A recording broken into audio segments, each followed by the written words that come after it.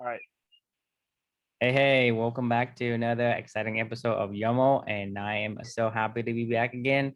And, because we had so much fun yesterday. So today we're on book 91, and we will be talking about, I guess, something to do with cheese and some part of it. But I'll let Chris explain.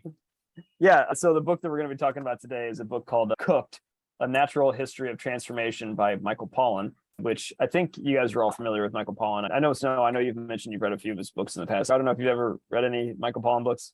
I have not. I heard of him, but I have not read his books. Well, I finished reading his one about how to change the mind, about psychedelics. Oh, I don't think I've read that one actually. So I'll have to check that. Was it good? You like it? Oh, excellent. I think he's an awesome author. I mean, he's probably one of my favorite authors. Actually, this book in particular, the one we're going to talk about, is called Cooked. I would say it's probably in the top 10, 15 books that I've ever personally read on this journey thus far, just from an overall experience standpoint, learning standpoint, a lot of new topics that were covered that I wasn't aware of. It was really cool. And it reignited my desire to want to cook these days. I haven't done a lot of it in the past couple of years, just given the fact that we've had two young children and our life was back and forth in the hospital and COVID and yada, yada, yada. So we've taken to the approach of ordering those meal kits and stuff like that come pre-delivered, and they're really good. They kind of just take food off of our plate at this point in time, and we can just eat in a hurry. But after reading this book, I'm rethinking my strategy. I really enjoyed this book, and I would recommend it for anybody. Basically, what Michael Pollan does is he goes through the four classical elements of fire, water, earth, and air, and how it can transform stuff of nature into delicious things that we eat and drink, whether that be fermentations or cheese, or how water affects things, or how bread is cooked and yeast interacts with it. I mean, it was just a really cool book. I really enjoyed it. It was a good time. So what this particular book made me think about was the title of Patience plus Presence equals Transformation. In particular, my family, I come from a pretty long line of cooks and chefs and restaurant owners and restaurateurs in my family. My great-great-grandparents started an Italian restaurant here in Indianapolis in the 1930s, and it's still in existence today. It's now fourth generation. My family runs it and operates it. It's a pretty famous local institution here, as well as one of my other uncles. He owns a little diner. Another one of my uncles started a catering food hall chain that was very successful and sold to a large grocery store chain. Long story short, like, food has always been like in my family's blood. My mom's an amazing cook, and she always spoiled the hell out of us with like beautiful meals every night, that we would all sit down and gather around the table. And I didn't really ever know that I was eating so healthy and good and delicious food until I got into college, right? And you're eating that crap food at Delta Chi or whatever, whatever the slop was that they just would slap on your plate, or the dorm food and McCutcheon, it's just garbage food. But I was telling Drew this at one point in time in my college career. I lived off campus my sophomore year, and every night I had to drive by this McDonald's, and I didn't want to cook, so I would get a double cheeseburger and a McChicken sandwich for $2, for $1 each, and that was my dinner. I swear to God, it was like that for like 6 months straight. I ate like a double cheeseburger and a McChicken, and I got home every single night. It's really gross. Anyway, I digress. I'm going back to the reflection. As I was thinking about my family's heritage and reading this book and the concept of patience and presence equals transformation, it started to make me think about my great grandmother. We used to always, after church every Sunday when I was a kid, she would host this informal get together at their tiny little house in the Italian district in Indianapolis. She would put on a pot of spaghetti and sauce and meatballs. After church, everybody would come over there. They would watch football, eat, catch up, have a good time, eat some chocolate, hang out with the grandparents and great grandparents. And we'd all leave when we wanted to. There was no pressure event. It was just come in, get some food, sit around, talk to your relatives, and go home. And I always had really fond memories of that. After my great grandmother passed away, that was probably back in my early 20s. That tradition kind of went away with her. There was nobody that was doing that every weekend anymore. In 2019, I asked my mom, who's kind of now, I know my grandmother still is the matriarch of the family at this point in time, but my mom is second in line in that matriarch, ship, I guess, if you will. And she's the oldest child of 7 children. And I asked her, I was like, hey, you want to bring back this tradition together? And she loves to cook. And I was like, hey, I thought this was a great idea to bring the tradition back for our family. So she was like, yeah, it sounds like a great idea. So she busted out my great grandmother's pot, the same pot that she used to use. She got it after my great grandmother passed away. So she busted out the big silver pot that was like, gigantic, that she spent all day. I didn't know, I'd never seen my great grandmother cook this meal before. So she spent like all day long cooking the sauce, and making this delicious meal all through the night, and then invited everybody over on an early Sunday morning, and all the family came over. We had a great time. It was awesome to get back together, and everybody, you could feel it. Everybody just missed it. Like, everybody was like, this is awesome. It's not for some stupid birthday or like some event or Easter or whatever. It was just family getting together, stopping by, saying hi, going back home. One of the things that kind of struck me the most is the process that my mom had to go through to make that sauce. I had no idea. I mean, it took like a full 24 hours to make that sauce. I always thought that my great grandmother would just throw it together in like, I don't know, an hour after church or something like that. I guess she's been just sitting over this awesome Sunday sauce that she'd been making all day, every day for my entire life. And I was like, man, what a labor of love. And in the book, he talks about, Michael Pollan, the author, talks about the cooking is really just a lot of patience and being present while you're cooking, making sure that you're stirring when it needs to be stirred and spending that time. And then a day later, you have this beautiful pot of Sunday sauce for the Iria's famous special sauce that goes on their restaurant today. Just putting in that time and that patience and that love, and then the transformation that becomes this amazing, dish. I know you're a cheesemaker, so all the patience and presence and time that you put into making a cheese, and then it transforms into this beautiful cheese at the end of the day. And it was just something that really, kind of made me excited to think about. Like, there's a lot of things in life, like in cooking, if you give anything the proper time and attention, it has the power to transform into something you could never have imagined, if you just step back and let nature do its thing. I just thought that was a really cool thing that this made me think about, and the story I wanted to share. That was a reflection. So yeah, I'd love to get your guys' thoughts. Drea, what do you think? So I have multiple different disparate thoughts. I think there's a fifth element that Michael Pollan left out. Maybe that's a secret element, but the element of time is essential to bring all the four elements together to create that transformation. Yeah. Right. So I think time is I think it's one of those versatile elements that helps the four elements that he talks about, talking about fire, earth, air, and water, to kind of activate it to make it transform, because without time, then none of these things would do any good. So I think, the reason why it comes to my mind is because you, in your reflection title, you say patience, right? Patience is one of those things where, right, to me, that's a big part of the ingredient of the transformation. So patient presence, like presence to me is like, I think the four elements can represent presence, and patience is just time itself. And having those combination would give you transformation that some of us will find it to be miraculous. The other thought is, for me, a lot of the memories that I've have is all involved the three F's, friends, families, and food. Yeah. Reason, that's the thing I remember. Even if the food was simple, I was able to remember vividly the food my mom made. I was not privileged to grow up in a family with a lot of great cooks, but my families are simple, but it also give me the good memories, and I think those memories make you who you are. And now that I've grown up, that I've becoming more interested in cooking, and I have 4 kids, and I cook for my wife and my kids. So to me, the patience in the cooking itself, to me, it's a reward in itself, because when you do it for somebody that is important to you, somebody that you love, the patience is just there. You don't have to muster it up from somewhere deeply underneath your emotion. Once you have the why, like our company core values, if you know your why, the cooking to me is enjoyable. I love cooking, and I really can relate to what you said about making the sauce. It doesn't take like 10 minutes. It takes 24 hours, because you have to have time for that thing to transform. Right. And a lot of the good cooks, like, for whatever reason, they knew how to prepare some of these things and stock it up. And so, I mean, eventually it gets to the point where before I would take like whole day to prepare. And then at the end of the day, I found out I still couldn't make the meal. But now, because I cook more and more, a lot of the stuff I do, I just say, maybe I need this later on. So I would stock up on these things that is already marinated. And so I just need to take some of these, add some of that. And so even on short notice, I can probably whip up something that you would normally think would take you 2 days to make. Right. For example, you want to make a beef noodle, right? Beef noodle, it takes you 24 hours, right? Because you got to marinate and all this bone broth and all that. Right. So I do some of that, and I say, well, this is good to stock. So you kind of knew more and more, and you stock them. And then whenever somebody say, hey, I'm craving for beef noodle, you would just whip it out. You add some things that doesn't need as much time to prep, but the broth you already have. And so you just add a few things to it, and then you're good to go. So I think like that, I can really relate to making the sauce. Because making the sauce is actually the most time consuming and the most artful. Yeah, it really is. I mean, it truly is an art. Next to meal.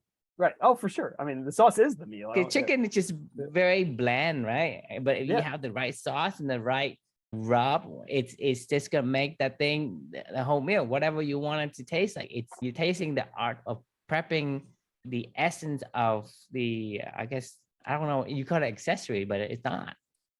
No, I mean, it's just putting the time in. Like we said, you know, when I think of the transformation side of everything too, it's not just the food transforming into this beautiful dish. One of the analogies I guess I was trying to get across is like, I feel like when you took away the food from my family, the family kind of transformed into a different family, you know, like you bring the food back and all of a sudden your family transforms back into a family again. You know, it's like there was a reason, the food gave us all a reason just to come out and come together and to be together, you know. And I know it sounds stupid, but you know, it's not. Like, I mean, like you said, food is important. If like, you know, if you do anything, you have the number of ingredients, right? It's gonna turn out completely different based on the ingredient you have, right? So if you have the friends and the family, but not the food, right?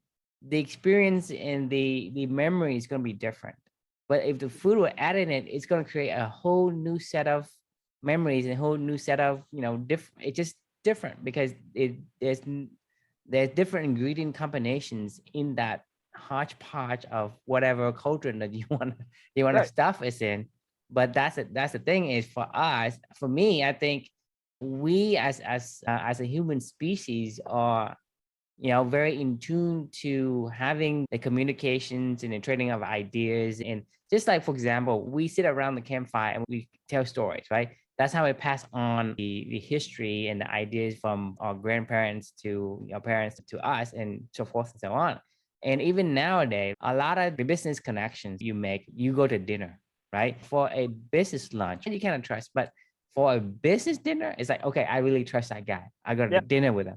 Right. So a lot of the partnerships and the connections and the relationship that people make is through dinner, it's through the food. And food has been with us for so long that it become a part of who we are. Yeah. I mean, it's how we connect. So I want to get you in because you're the only real, you know, professional food creator in this group. So your opinion is the only one that matters. Yeah. I like the story about how the food brought your family together, and you know, you almost didn't, once it was gone, you kind of realized, oh man, how nice that was, your grandma doing that. It's a very primal thing, us eating together. It's easy to make relationships when you're doing something like that. Maybe everyone's satiating themselves and relaxed. It's almost in a form of having drinks too, you know what I mean? Like everyone coming over and having some beers or whatever is also a, you know, a way people bond. And you know, obviously food is really important to our culture and our species to keep going. I like Trio, you're talking about the time, you know, and like how you can make beef noodle. It seemed like, oh man, this must have taken you like 2 days, but like nah, man, 3 hours. You know, I picked up the marinated chicken there, you know, the this and that. And I think that's the thing. And Trio, you talked about it, how time is a large thing when it comes to cooking, and it takes a lot of time. And that's why a lot of people and a lot of businesses, like, do you guys have Wegmans where you are? I know of them. So Wegmans, but also other grocery stores do them too. You're like, they'll already have the chopped up vegetables that you can just buy, the marinated chicken there. And it's almost like you can pretty much just buy things and then heat them up at home. And I think that's where some conventions are lost in the art form of cooking for your family, because people are more stressed for time these days. And I think it sort of is a little bit of a lost art, let's say, because it's kind of like woodworking. Like you put your love and you put your attention to it, and it's meditative because you're focusing on stirring something. You're focused. One thing I think is more and more when it comes to meditation and peace and ease and having good days is focusing on something for an extended amount of time. And they did like a little research thing about people who are like constantly switching tasks, like end up having not as fulfilling days as people who like focus on one thing for a longer amount of time. I think it can make sense. Can't get into a flow state at all. Like you can't enjoy. I mean, like when you're constantly going from task to task to task, you can never turn it into any kind of an art, right? Like, you know, you make cheese. Like, I mean, it takes time. It doesn't.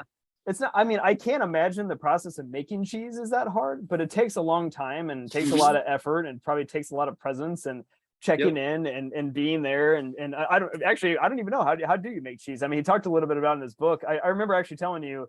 Right. I remember I actually talked to you about this book right after I read it because Luca was spitting up. That's right. You know, like when babies spit up and the little curdling that happens. I forget what's the enzyme that you put The in. rennet. Rennet. Yeah, that's it. He was talking about that in his there. book. And I was like, oh shit, that's why babies' puke looks like curdled, because they have rennet in them, or rennet, whatever. No, but I mean, well, that's like an acid coagulation. No, they haven't. Babies naturally have that when they're born, because it makes it easier for them to process the milk. Human babies do not have rennet.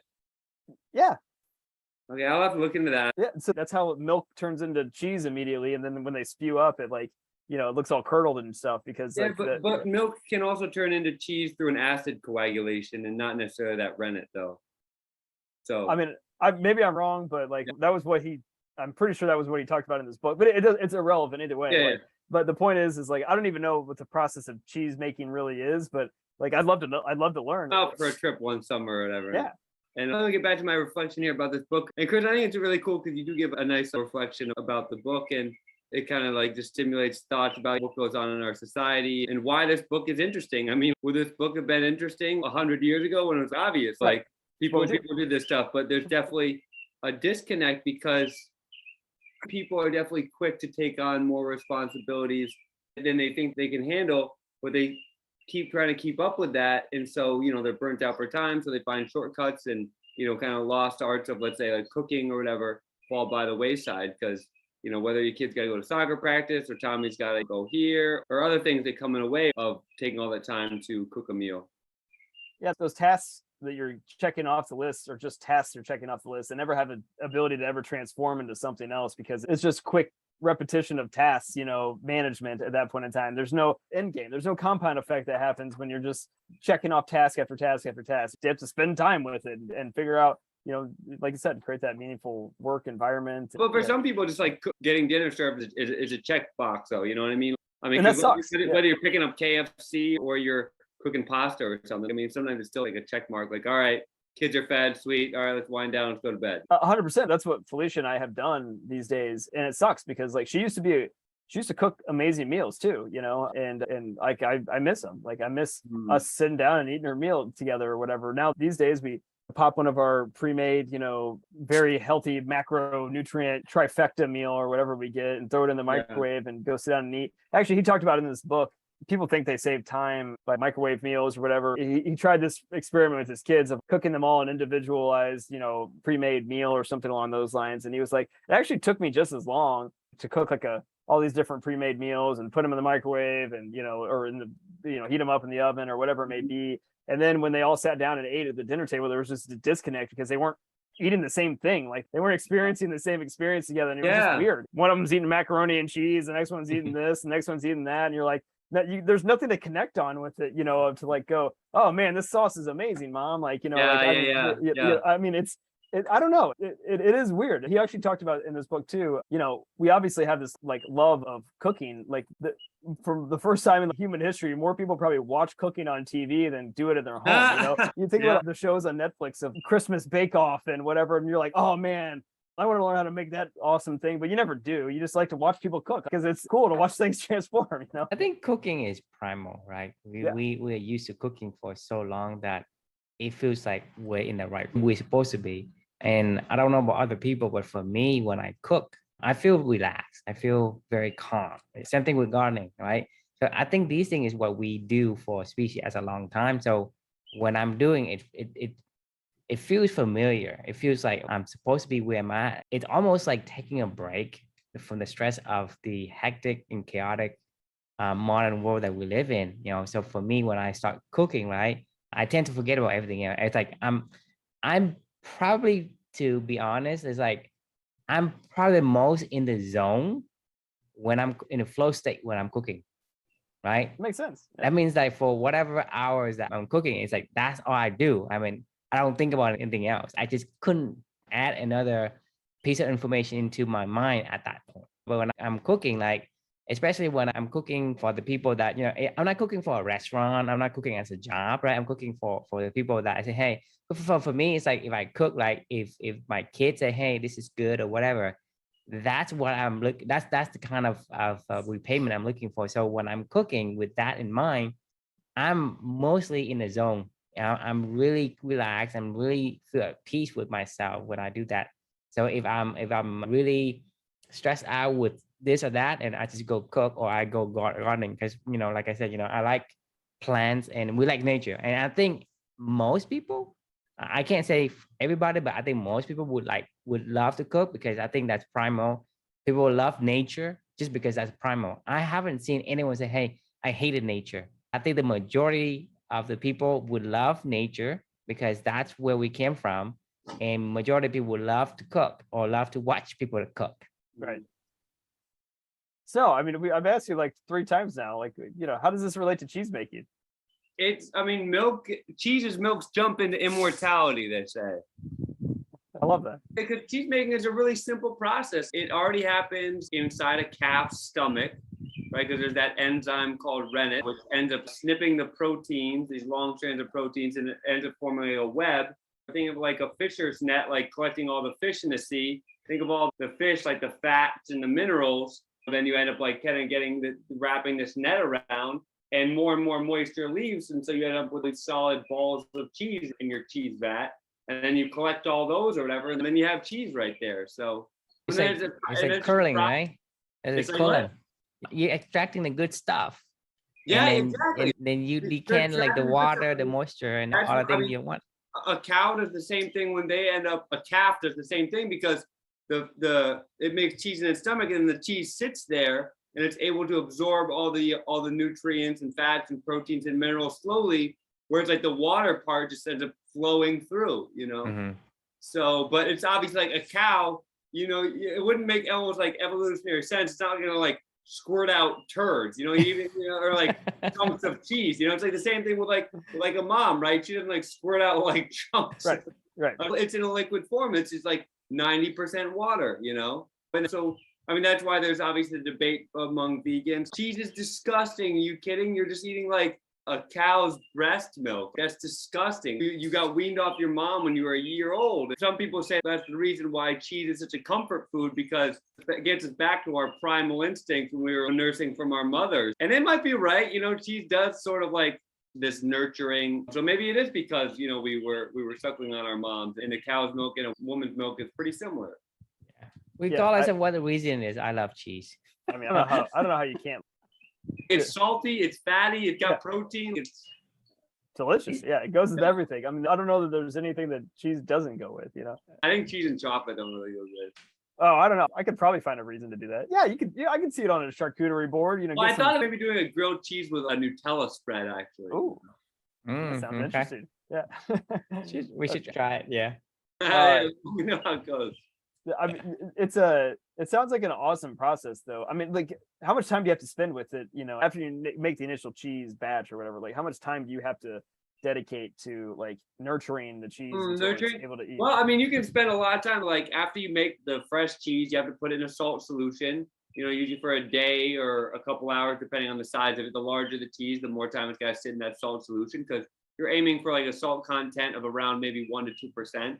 But after you take it out, you just let it dry there. But like after a week or maybe 2, you'll start getting mold on it. So you got to wipe the mold off, because you can't have it in a dry environment.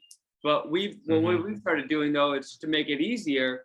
This is what I think about 99% of cheese companies do now, is they vacuum seal the cheese, though, so that it just ages in like a plastic bag, so you don't have like mold growing around the outside, and then you just have to flip it, maybe once a week as it ages. Does that impact it? Like, I mean, it sounds like probably the natural way is to have it mold grow on it and just knock it off. The natural way is that kind of that natural rind ends up forming, but then this is like a barrier layer, kind of like the plastic. But you get less loss though, because sometimes people don't like the rind, let's say, and so you get less loss vacuum sealing it, because you want the outside to dry a little bit before you vacuum seal it, but we get these breathable bags that let the cheese breathe a little bit, and we feel like that's better. So when you eat your cheese with somebody else and you bring it to like a dinner party or something like that, like what does that feel like for you? Honestly, it's like embarrassing. Really? Yeah, because I just don't like I don't like the attention about it. Like it's not like I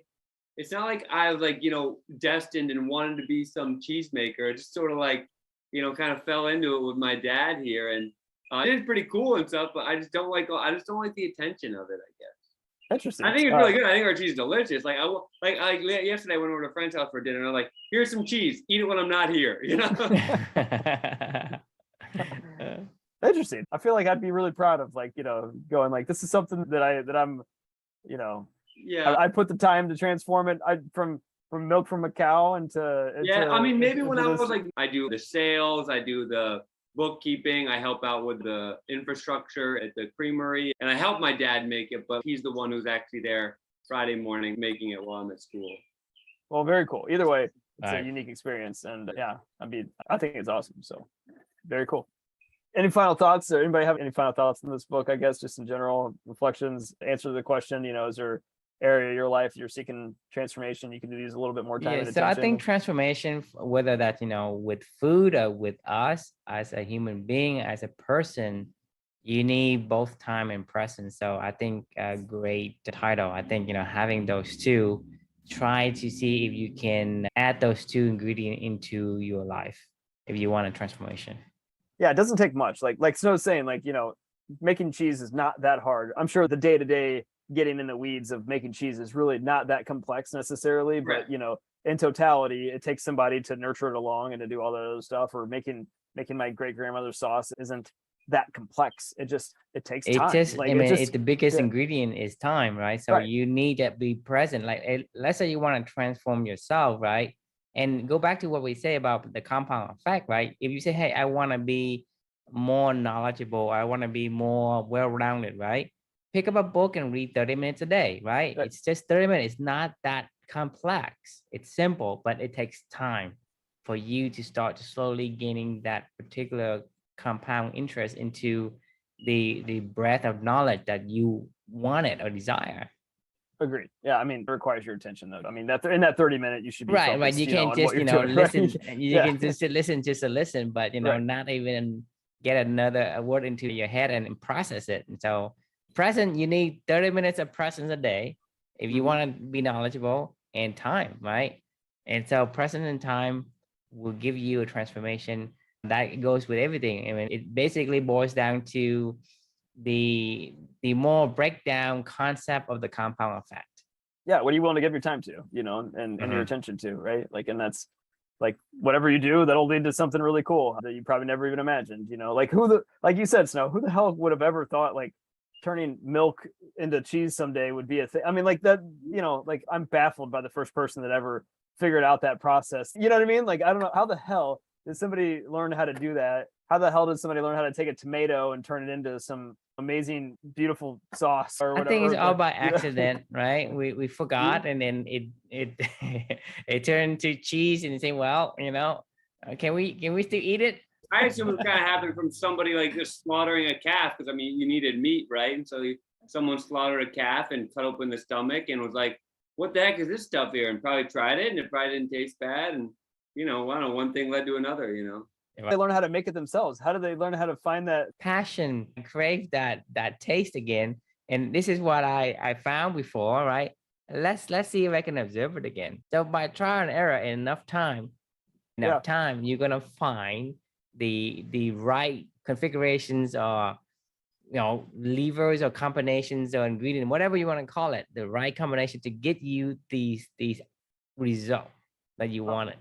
I want to wrap this up with a meta thought about what we're doing here. We give an hour a day to the idea of Clubany in the presence of talking about these conversations, and to slowly but surely building on itself. 2 years ago, when the first Clubany word was entered into our mind of what we wanted this to become, like we had an idea, but we didn't really necessarily know what it was going to become. Slowly but surely over time, we're starting to see that transformation. Things are becoming tangible, understanding what we want to do here. Stuff like this that we're doing every single night. It doesn't take a lot. If anybody ever asks us, what did you do? Who knows where this will take us? If we were on a podcast someday, I would say the same thing that Snow said. We didn't do anything. All we did was talk about the stuff that we care about, and it wasn't that big of a deal, right? But it slowly but surely dedicating your time to that, you start to see whatever, magic starts to take place. And yeah, it's pretty cool. So cooking is an amazing process. This is an amazing process. So go find those things you can give your time and attention to, and watch the transformation happen over time. It'll be fun. Thank you guys both for joining. That was always a fun conversation, as always. Good night.